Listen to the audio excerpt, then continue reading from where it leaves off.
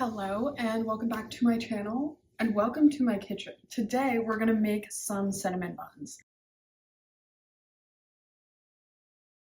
I normally follow a recipe for the flour and like the buns, but for the filling I add some other things. Like I like to add caramel to the filling, so we're gonna be making caramel as well as cinnamon buns so that we can add the caramel into the cinnamon buns. I have the recipes all written down here.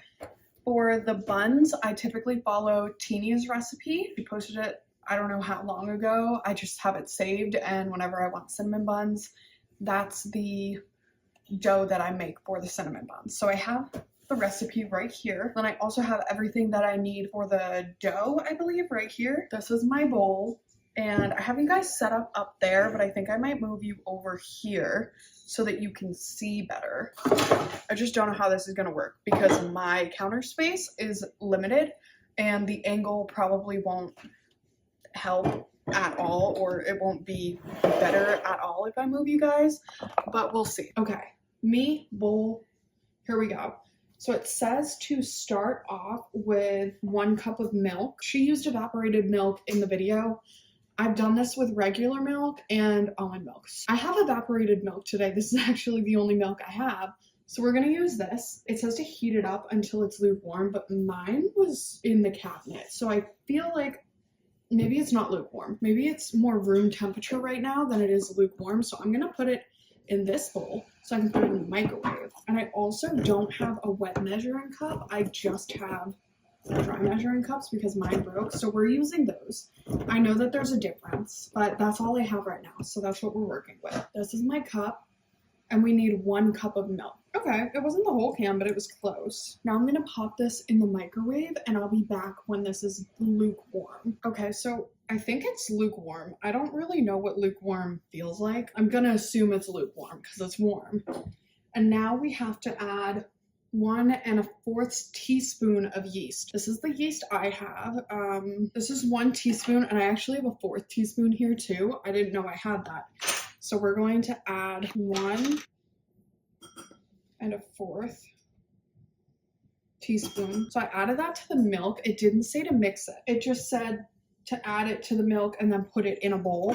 So we're gonna put it in the mixing bowl. That's done, and now we need 1/3 of a cup of granulated sugar. And that's 1/3 cup.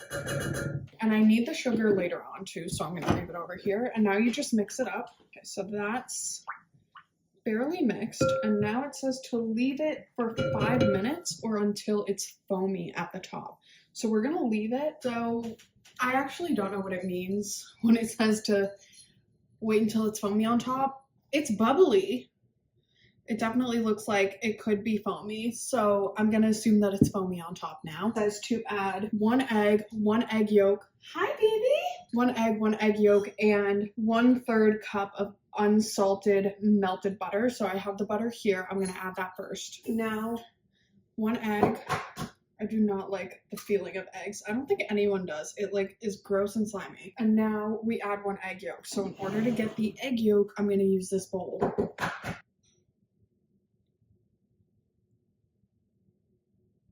Okay, that's the egg yolk and I broke it, so whoops. Now you mix it.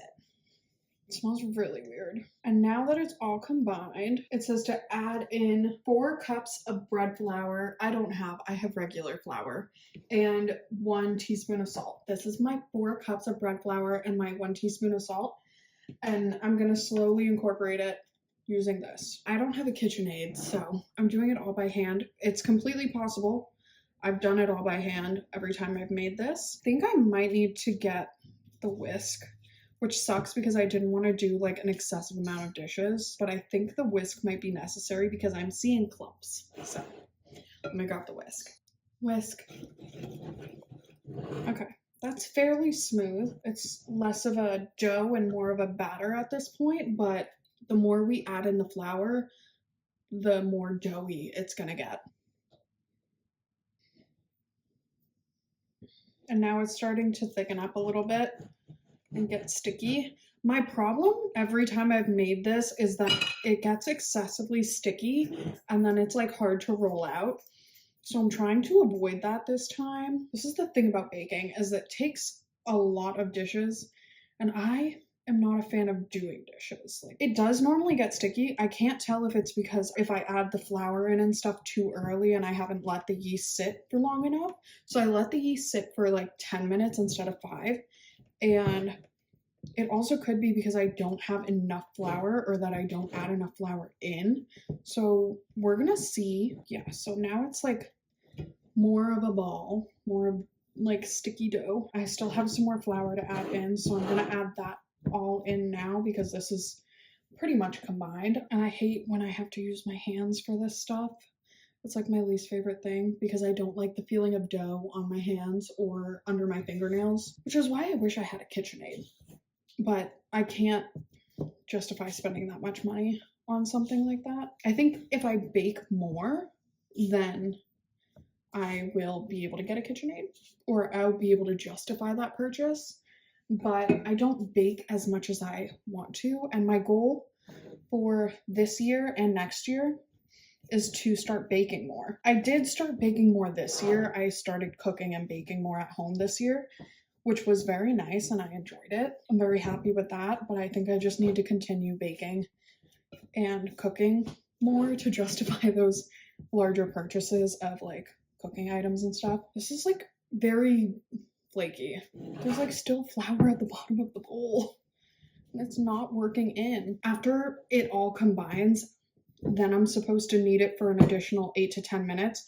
So I'm gonna do that off camera and then come back when it's all done, because I feel like that would be a lot easier. So I'm gonna go do that off camera. I finished kneading the dough and then I put oil in this, we washed this bowl out, put oil in it, and then you just spin the dough around in the oil to make sure that it's covered, lightly coated. Don't know what kind you're supposed to use. I just use vegetable, and now I'm gonna leave it in here. I'm gonna go get plastic wrap and I'm supposed to cover this and let it sit on the counter for an hour to an hour and a half. And then when I'm done covering it, we will get started on the filling and the caramel. We're gonna wait for this to double in size.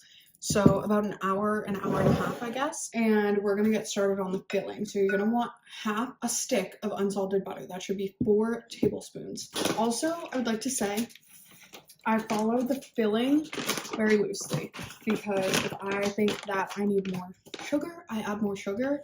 If I think I need more liquid or whatever, I add more of that. We also need cinnamon, vanilla.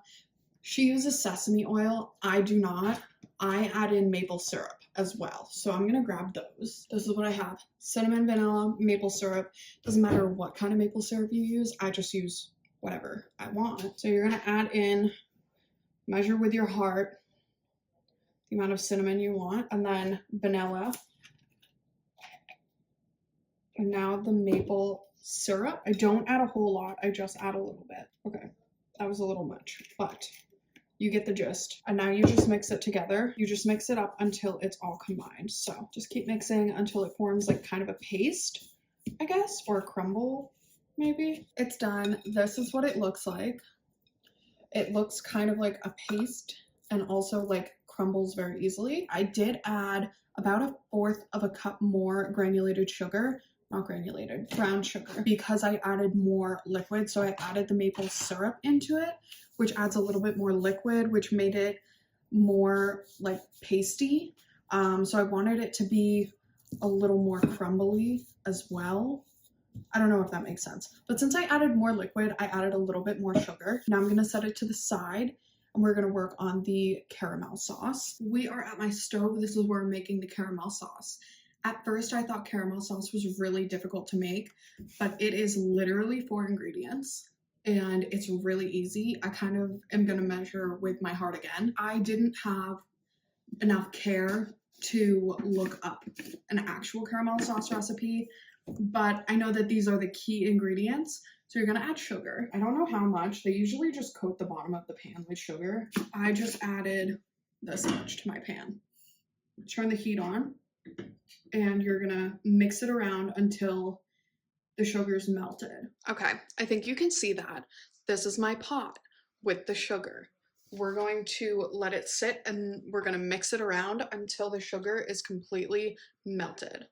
And it's not melting yet, but it will melt soon. I have the pot on medium heat just because I don't want to have it melt too quickly. I don't know if that's an actual thing. I feel like I have more control when the heat is lower. It is starting to melt, which is good. You just want to keep mixing it until it's all melted. But as soon as it starts to melt, it kind of melts really quickly. So you just want to keep stirring it. Now that it's completely melted and formed a syrup, you're going to add in your butter. I am not measuring my butter. I'm just going to add this much in. Just plop it in there and let the butter melt. It's going to bubble. It's going to make steam. You can turn the heat a little bit lower if you want to. That's what I'm doing because this part scares me and this part moves really quickly. So in order to maintain that control that I have right now over this, I just like to lower the heat a little bit. It smells really good. I mean, it is just sugar and butter, but I also would like to add, I don't know if you're supposed to add salted or unsalted butter. I added unsalted, but you can add whatever your heart desires. So now it looks like this. You're going to add in a little bit of vanilla.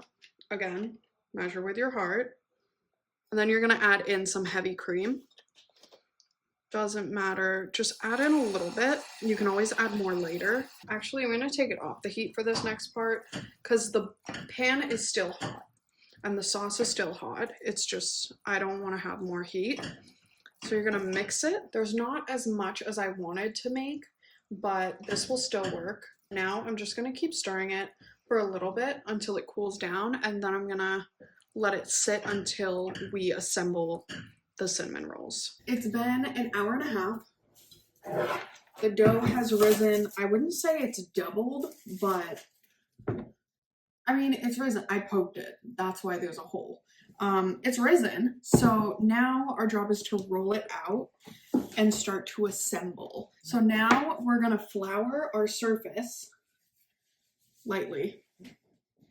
I don't know what that means exactly, so I just put flour down. Now I have my rolling pin. We're gonna try to make it a nice even rectangle. I have a very difficult time when it comes to rolling the dough out. I don't know why I can never get it like the way that I want to. So I don't know how long it's actually supposed to take, but it's like moving around. Do you see that? And it also looks like a pizza. Like it's not a rectangle and it's supposed to be. Okay, that's what we're working with. Do you see that? This is what we're working with. So now we're gonna add our filling.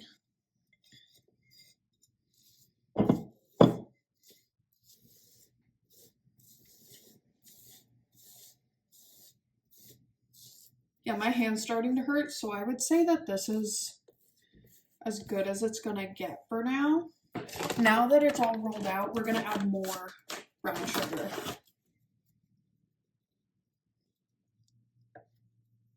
This is where I would normally add the caramel, but my issue with adding the caramel in now is that normally when I add the caramel in at this point, it seeps out. I want it to bake into the cinnamon roll, so I think I'm gonna put the caramel sauce on top instead of in the cinnamon roll. So right now we're gonna roll this up as tightly as possible. That's a roll, right?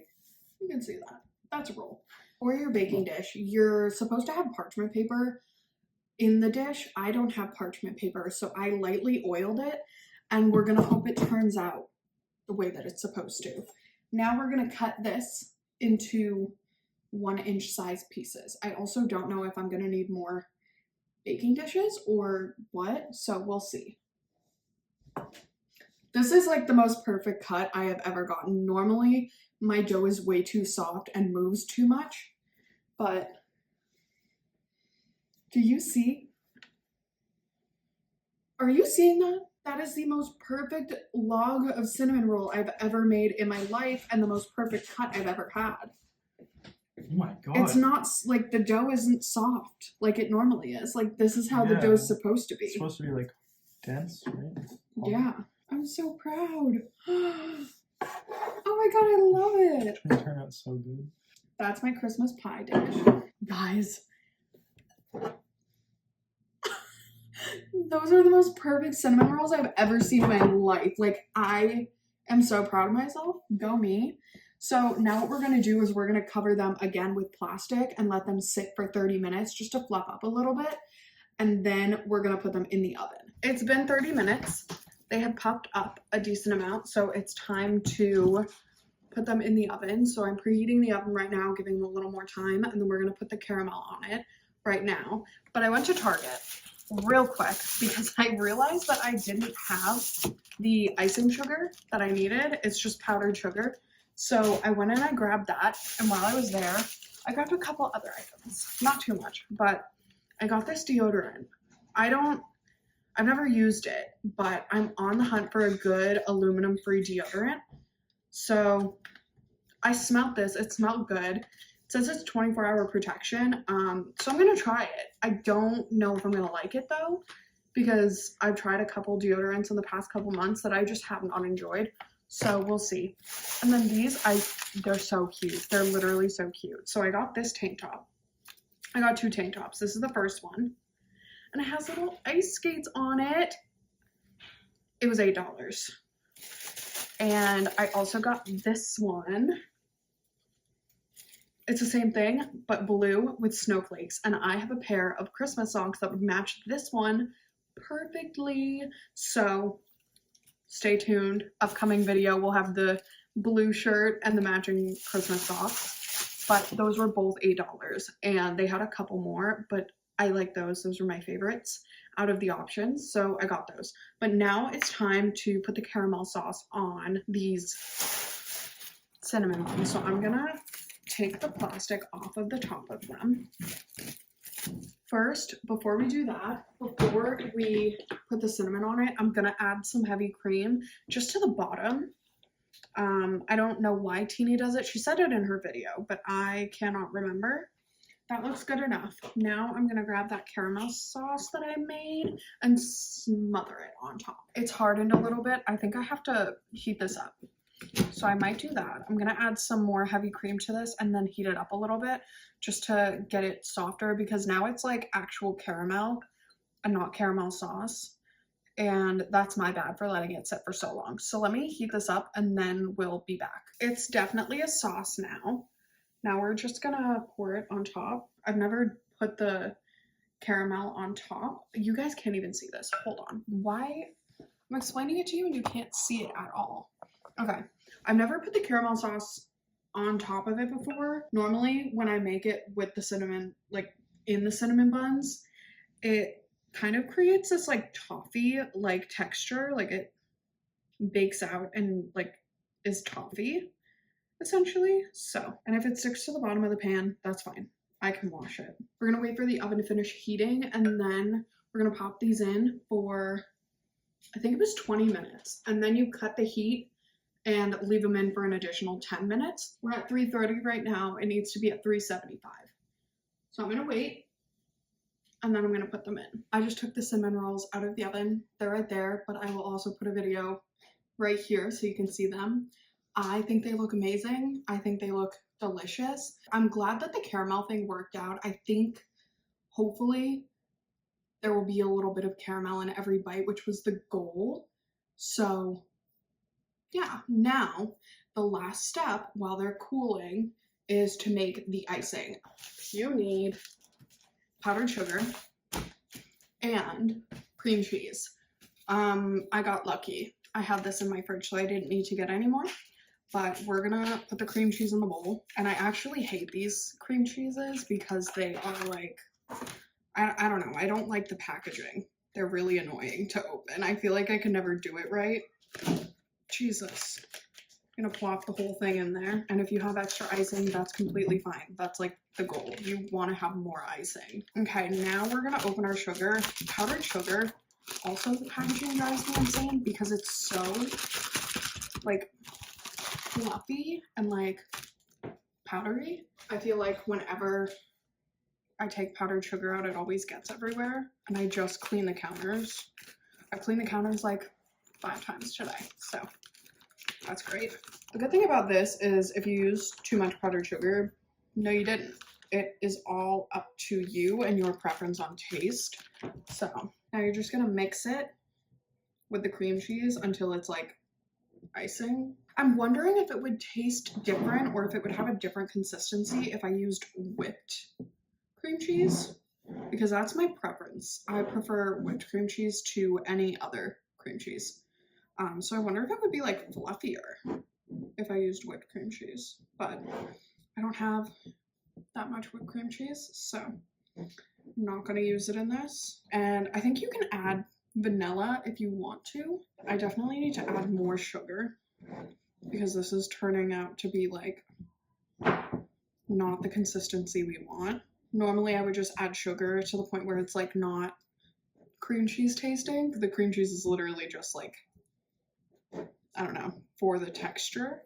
But I add usually like way too much sugar. I never said this dish would be healthy. I just said it would taste good. And that's it. Okay, so now it's starting to form that icing that I want. This is a good texture, but I don't know if I like the taste yet, so.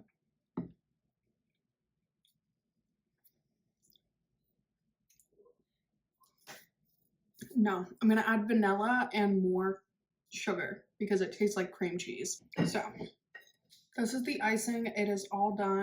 I'm gonna let that sit for like 5 minutes while those cool more. So I grabbed the cinnamon rolls. Other pan is still on the stove, but we're gonna put the icing on these ones because I want to have one. They look really good. That's the finished product. Doesn't it look amazing? I'm gonna grab a plate and plate these up. This is Chris. He is our taste tester. Okay, here, try it. I haven't tried it yet. What are you eating? Hmm? What are you eating then? Oh, I just licked the fork. That's good. Yeah, I like how it's crunchy on the outside. it's That's crunchy really- on the outside. And it's really soft on the inside. An 8.8 out of 10. Okay.